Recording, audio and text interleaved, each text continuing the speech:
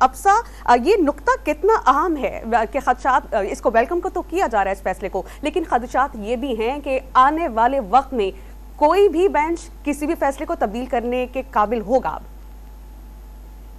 دیکھیں، خدشات اس قسم کے تو اور ہر طرح کے موجود رہتے ہیں. آج کوئی یہ تو نہیں سوچ سکتا تھا کہ عدالت کی طرف سے جو فیصلہ دیا گیا اس وقت 2018 میں اس کو ریورس کر دیا جائے گا. لیکن میں سمجھتی ہوں کہ ایک اعتبار سے جو ایک ڈیبیٹ الگ سے تھی کہ پارلیمان کی قانون سازی کی کیا اہمیت ہونی چاہیے، اس کے اوپر ایک سٹیمپ ضرور لگایا. اور سپریم کورٹ کا جو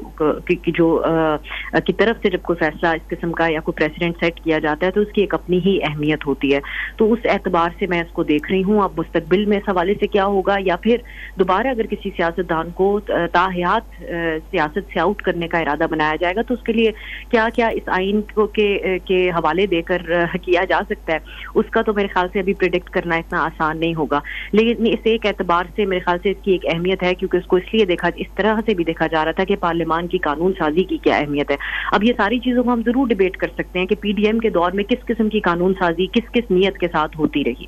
سو آنے والی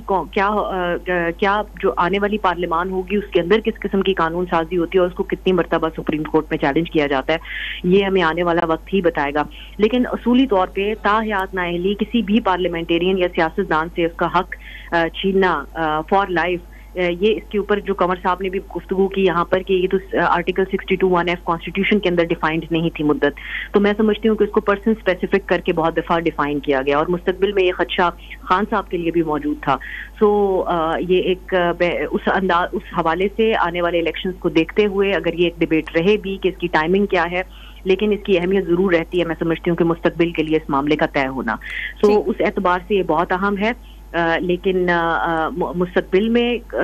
کیا ہوگا یا قانون سازی کس انداز میں ہوتی رہے گی اور اس کو کس انداز میں سپریم کورٹ دیکھے گی، یا اب کیونکہ چیف جسٹس ہمیشہ یہی نہیں رہیں گے، جسٹس بندیال کا ایک انٹائرلی ڈفرنٹ انداز تھا چیزوں کو ٹیک اپ کرنے کا، اور اس کے اوپر اب بہت کھل کر ڈیبیٹ ہو رہی ہے. کیونکہ جب اس اہم منصب کے اوپر آپ موجود ہوتے ہیں آپ بہت سی چیزیں کرتے ہیں، جب آپ نہیں رہتے تو آپ کے ایک ایک فیصلے کو، آپ کے ایک ریمارکس کو بہت زیادہ ڈیبیٹ کیا جاتا ہے اوپنلی. تو یہ اب ہم مستقبل میں دیکھیں گے کہ اس دور میں جو فیصلے کیے جا رہے ہیں وہ مستقبل کے لیے بھی ایک سٹینڈرڈ کو سیٹ کرتے ہیں یا چیزیں آگے سے تبدیل ہوتی ہیں. اگین ان حوالوں سے آئین کی تشریح کے لیے عدالتوں کی طرف دیکھا جاتا ہے یا پارلیمان کو ہی حتمی سمجھا جاتا ہے جو وہ معاملات کو طے کرتے ہیں.